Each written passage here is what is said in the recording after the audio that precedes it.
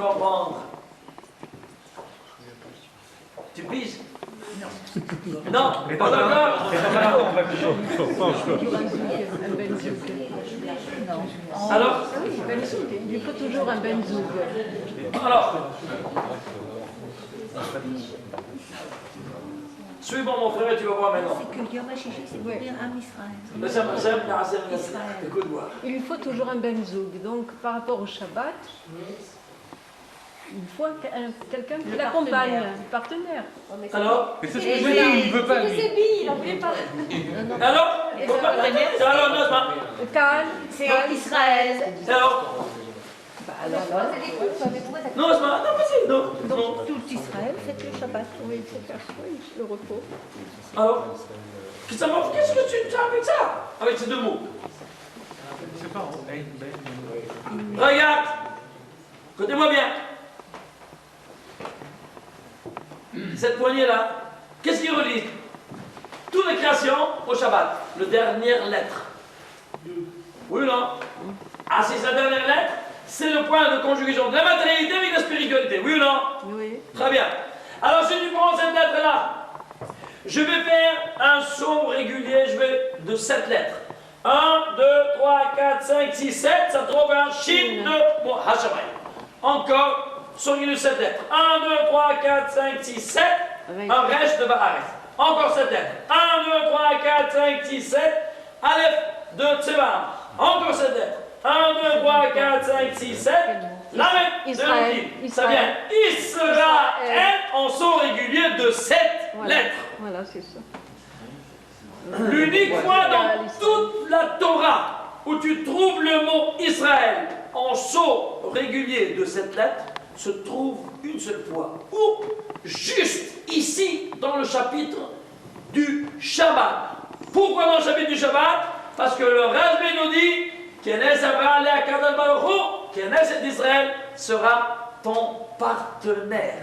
Or, le Shabbat, c'est la Kala, l'épouse, on dit Boi Kala, Shabbat Malketa. Et oui, le Hatan, Israël. Où se trouve Israël? Au sein du récit du Shabbat. Pourquoi on sort régulier de 7 lettres? Parce que le Shabbat, la Kala, c'est quoi? C'est le 7e jour. Alors il y aura 7 lettres. Aïe, aïe, aïe, Shabbat.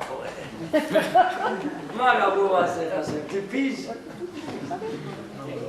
Fabuleux, hein? Hein?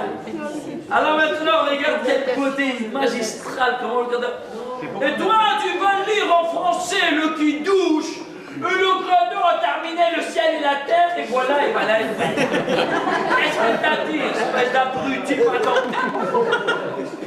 Tu as annulé tout le message divin, tout le secret de ce qui douche là. Tu piges? C'est intraduisible.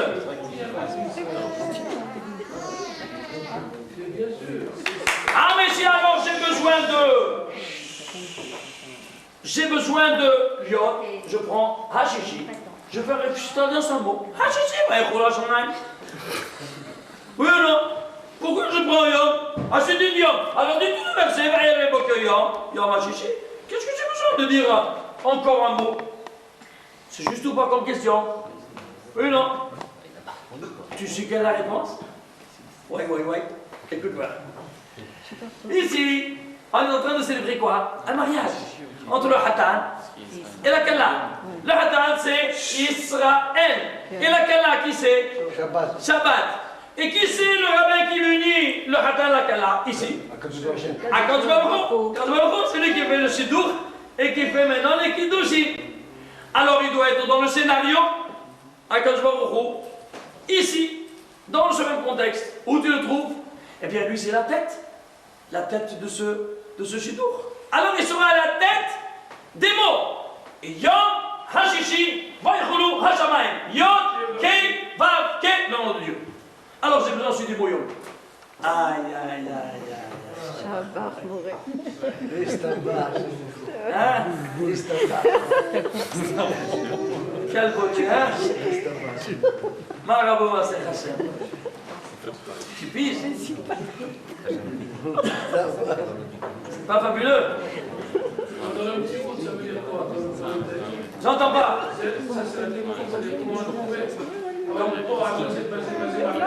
Comment tu as trouvé ça? Et la Hatouna, maintenant qui se fait comme il a dit ici, Rabbi Shimon Bar Yochai, en grand secret, dans une histoire enfantine, très naïve, il te dit tout ce que je viens de dire. En d'autres termes. Où c'est marqué dans le texte que ça veut dire qu'il est son partenaire? Ça veut dire... Mais là, voilà, je vais te lire ici, dans le Zohar. Il te dit Knesset Amar le Akadosh Baruch Hu, Knesset Israël hi ben Zokra. Plus que ça. Si, c'est lui qui fait le Shidour, lui c'est le Chatran. Alors celui qui va faire le Kiddushi. Tu piges? C'est simple ou pas? What is the problem? Non. Weiter. On avance. On peut avancer. C'est admirable, hein? Il faut mettre cette photo-là au salon, comme ça. Hein? C'est quelque chose d'incroyable. Et quand on fait le kidouche, tu sais avec quoi on fait le kidouche? Avec du vin. Le vin. Et pourquoi on fait du vin et pas du jus de raisin? Vous savez qu'il y a une différence. Là, la khadioui qu'on peut faire avec du jus de raisin parce que c'est ça qui est fait un café. Mais le soir, il te dit, il faut du vin, c'est-à-dire quoi? La différence entre le vin et le jus de raisin, c'est quoi? L'alcool. Ah, l'alcool. Alors, on voit quelle est la formule de l'alcool. L'alcool éthylique. Combien? C'est 2 H5 et le radical OH. Oui ou non? Oui ou non? Oui. Bon, on va voir maintenant un peu. Voilà, c'est 2H. Vous savez que chaque atome il a des électrons qui pivotent autour de nucléo atomique. Le carbone, il en a 6. Le carbone, il en a 6. L'hydrogène, il en a 1. L'oxygène, il en a 8. Et ça, 1. Très bien. Alors, on va faire un peu de calcul. Ici, il y a 2 atomes. 2 fois 6. 12.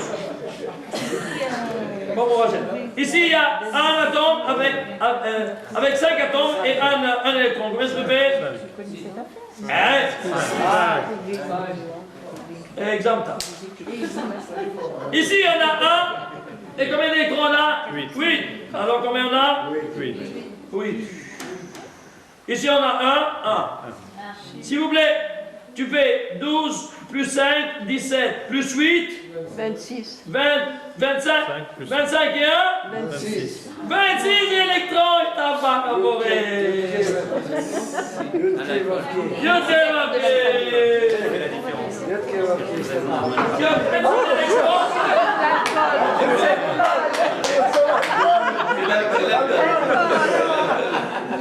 Électrons, tu dis. T'as 26 électrons dans ton verre. Tu comprends pourquoi il te faut du vin? Tu as un verre atomique. Une bombe atomique tu as dans ton verre de kidouche. Je te fais maintenant une bombe à l'hydrogène. Tu veux voir une bombe à l'hydrogène? Regarde mon frère. Tu exagères. Attends, alors selon ta chita, je ne prends pas le vin. Qu'est-ce que je vais faire? Je vais prendre le whisky ou le mahia. Le quadron, il a aussi l'alcool éthylique, donc tu as aussi 26. Oui. What is the problem? Je peux faire aussi le kidouche avec la mahia. Oui, pourquoi pas? Il y a Et Le soir te dit yaïe. il y a un oud dedans. Seulement yaïe. Et pourquoi yaïe n'est pas autre? C'est simple, regarde. Yaïe, il est interrelationnel avec les 26 électrons. On a dit que seulement les 26 ans doivent être dans du mot qui s'appelle yaïn. Pourquoi? Combien c'est yaïn? 10 et 10, 20 et 50, 70. Très bien. Alors, 70. C'est-à-dire il y a un rapport intime qui s'instaure entre le 20 et les 26 électrons de l'alcool éthylique. C'est-à-dire, le alcool éthylique doit être seulement dans le vin et pas dans une autre chose. Comment traduire cette relation d'intimité entre le vin et les 26 électrons en mathématiques, puisqu'on s'occupe de traduire tout en mathématiques? Eh bien, il y a une opération mathématique qui traduit ce rapport. Lequel est-il? De la multiplication. Quel est le sens de l'addition? Quel est le sens de la multiplication? On va faire un parallélisme au niveau sociologique, que vous allez le comprendre très bien. L'expression de l'addition, c'est un rapport amical entre deux hommes ou deux femmes. Mais un rapport multiplicateur, c'est quoi? C'est un rapport entre mari et femme. Je me suis expliqué? Toutes les valeurs de l'homme se conjuguent avec la femme et vice-versa. Donc c'est un rapport d'intimité le plus profond. Très bien. Alors ici, c'est ce qui s'instaure entre Yain et 26. Quand je dois faire 70 par 26. Combien ça te fait? 70 par 26? Pas de fort en maths. 7, 14, 15, 16, 17, 18. Ça fait 104, 1800. Ouais, bah, pas comment. 1820. Oui ou non? Et tu sais quoi? C'est 1820. Attache tes ceintures. Dans toute la Torah est cité le nom de Dieu 26, exactement 1820 fois est tout contenu dans ton verre de vin de Kiddush. Tu piges. Autrement dit, toute la miséricorde divine de Shamamaya, Yod Kevavke, qui je trouve dans la Torah, se calcule en 1820 présences. Et toutes elles sont présentes par allusion dans ton verre du Yaïn, du Kiddush. Toute la présence divine mesure de la Torah, elle se trouve en ce moment présente à sanctifier le mariage entre Am Israël et la Shabbat. Tu piges quel moment formidable, absolu. Est-ce qu'on n'est pas dans le réveil? Hein? Est-ce qu'on peut voir ça dans le réveil par rapport à ça? Tu peux aussi. Vraiment. Tu as fait dans ton Kiddush avec toutes ces dimensions. Tu vois de la présence divine, tu vois la Shekhinah. Tous les noms de Dieu qui sont présents, il vient en ce moment sanctifier le mariage qui se fait avec le Kiddush, que c'est le Seder Kiddushim qui se fait entre l'Israël et le Shabbat. Tu piges? Et elles sont toutes renfermées dans un, comment ça s'appelle? Un kéli. Kos. Combien ça vaut Kos? 86. 86, c'est Elohim. Elohim, c'est quoi? C'est dinim, rigueur. Alors, by definition, le Kos, c'est quelque chose de limitatif. Et tout ce qui est limitatif, c'est rigoureux. Alors que le Rabbin, c'est toujours débordant. Alors, toute la miséricorde divine qui est renfermée dans la Torah, elle est limitée par une rigueur. C'est pas bien pour nous. Comment on va neutraliser cette limitation et cette rigueur? C'est pas suffisant. Il y a toujours contenu. Avec de l'eau. L'eau sert à de la couleur rouge du vin, que le vin doit être rouge. Cette couleur doit être adoucie par 3 gouttes d'eau. Pourquoi 3 gouttes d'eau? Le Harizal dit, parce que tu dois être mechaven. Le nom, la première goutte d'eau, Yod Kei. Yod Kei, tu penses comment c'est écrit Yod Kei en entier. Yod Vav Dalet, en entier. Avec sa phonétique. Avec son milouï. He, comme tu écris en entier. Combien ça vaut? Yod en entier et He en entier. 20 et 10, 30. Alors, première goutte, Yod Kei, 30. Deuxième goutte, Yod Kei, 60.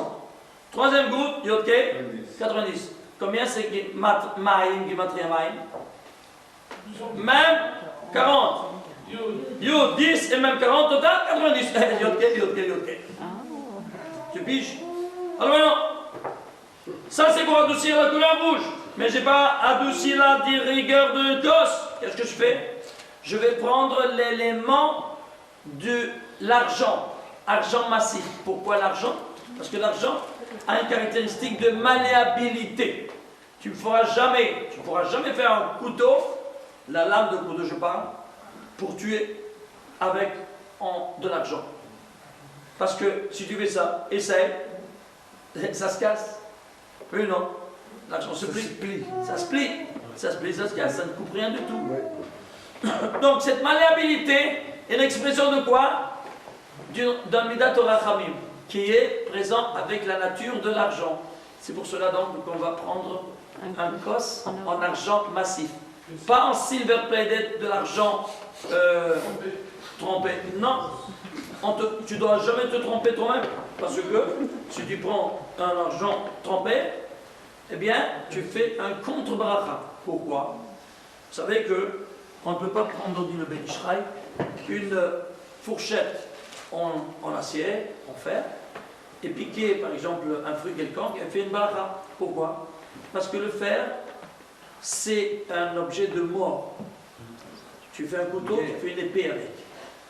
La bracha, c'est une source de vie. Tu ne peux pas dire tenir un objet de mort en disant quelque chose de vital, de vie. Ce qui fait donc, qu'est-ce que tu dois faire? Alors tu as 3 solutions. Avec les doigts. Ou prendre avec les doigts, à condition que tu as fait l'étila, si c'est mouillé. Ou bien alors, tu prends une fourchette en argent massif, ou bien tu prends une fourchette rat permis en plastique. Ouais, toujours pour le plat. C'est clair?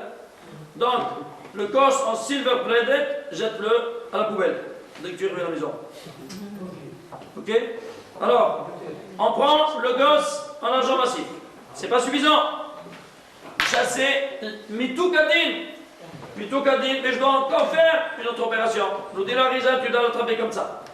Pourquoi comme ça? Tu sais pourquoi? Tu sais dans ta main combien des os tu as? Si tu fais un calcul, j'ai ici les radiographies, mais ça c'est une conférence sur Tselem Adam, Tselem Elohim, chez Livrav et Tselmo Kiboto.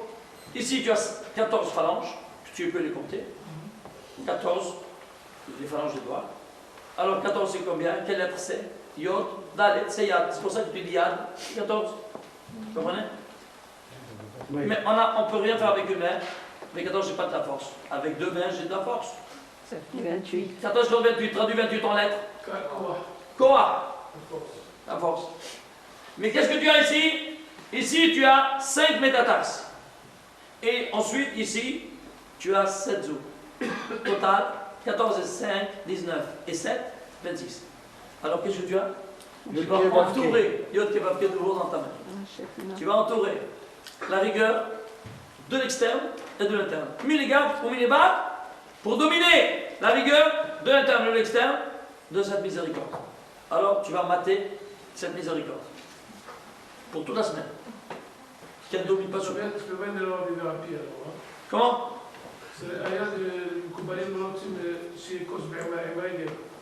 C'est ça. Oui. Qu'il n'y a pas, c'est pas qu'il y a un pied, sans pied. Oui. Parce que si tu tiens le pied, tu ne tiens pas le cos. Ah, t'as rien fait. C'est clair. Et s'il y a un pied, alors mets-le entre les doigts au moins. Et tu tiens comme ça. Et le pied reste en bas. Tu dois tenir le cos pour essayer de dominer le cos, parce que le cos, c'est pas le verre, c'est le cos, c'est le récipient, le kilomètre. Et pour dominer cette rigueur. Bon, on dit ceci. Tu peux commencer le kidouche ou pas? Non, qu'est-ce que tu dois faire? Tu dois regarder. Il y a 10 choses à faire. Et en plus encore. Tu dois regarder. Pourquoi tu dois regarder? Comment ça s'appelle en hébreu? Aïe. Combien ça vaut? Aïn. Aïn, Yod, Nun. Aïn, 70. Yod, 10. Nun, 50. Total? 130. 130. Et 130? 260. 260. C'est 10 fois 26 que tu plonges dans tous les 1800 fois 26 dans le verre. Tu piges? Aïe, aïe, aïe, aïe. Tout en 26! C'est profond.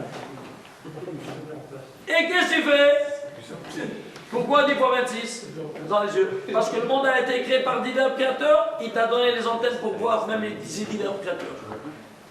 Et si tu ne les vois pas, tu as un problème avec toi-même, avec ta neshama, tu ne les vois pas. Alors tu dois te purifier. Tu dois manger kasher, c'est la première purification que tu fais. Et puis faire Torah mitzvot comme on voit. Dis ceci. Qu'est-ce que je fais? Je peux commencer le kiddush ou pas d'après vous? Maintenant. Pourquoi? Hein? Qu'est-ce qu'il y a encore? Qu'est-ce qu'il y a encore à faire?